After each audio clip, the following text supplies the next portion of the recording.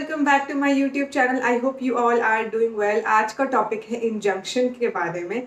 Injunction जितना law school में समझने में मुश्किल होता है, उतना ही वो एक्चुअल लाइफ में सबसे ज़्यादा कॉमन यूज्ड रेमेडी है। तो आते हैं, देखते हैं इंजंक्शन क्या है।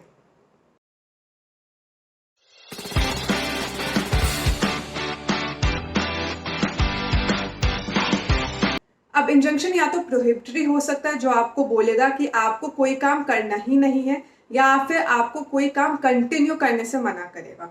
फॉर एग्जाम्पल, आप कोई प्रॉपर्टी एलिनेट नहीं कर सकते। वहीं पे मैंडेटरी, जहाँ पे इंजंक्शन आपको कोई काम करने के लिए बोले।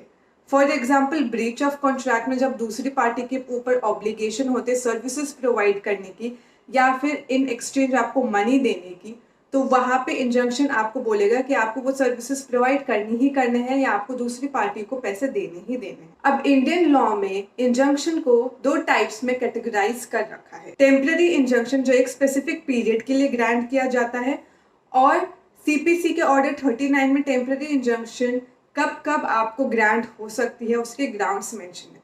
जैसे कि अगर प्लेंटिफ को लगता है कि कोई उसकी प्रॉपर्टी है जो एलिनेट हो सकती है या डैमेज हो सकती है, अगर आपको धमकी मिल रही है कि आपको घर से निकाल दिया जाएगा, या फिर आपको धमकी मिल रही है कि आपकी प्रॉपर्टी किसी भी तरीके से डैमेज की जा सकती है, या फिर आपको ऐसी एप्रीहेंशन है कि क्रेडिटर्स पेमेंट से बचने के लिए अपनी प्रॉपर्टी या अपने एसेट्स एलिनेट कर रहे या छुपा रहे हैं। Rule number 2 breach of contract के लिए यूज किया जाता है। बेसिकली इसलिए यूज किया जाता है जैसे कि दूसरी पार्टी को रिस्ट्रेन किया जाए कि वो अपना कॉन्ट्रैक्ट तोड़े ना और उसे कंटिन्यू करे परफॉर्म करने का।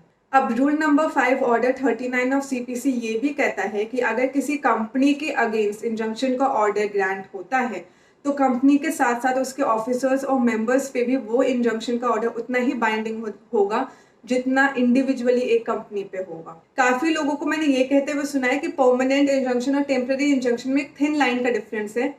थिन लाइन का नहीं, काफी ब्रॉड डिफरेंस है। टेम्पररी इंजंक्शन आप किसी भी ट्रायल की स्टेज पे अप्लाई कर सकते हैं, वही परमानेंट इंजंक्शन का केस ही स्टार्टिंग से परमानेंट इंजंक्शन का चलता है, जिसमें एट लास्ट परमानेंट इंजंक्शन की जजमेंट मिलती है। वहीं पे टेम्पररी इंजंक्शन का हमेशा ऑर्डर मिलता है।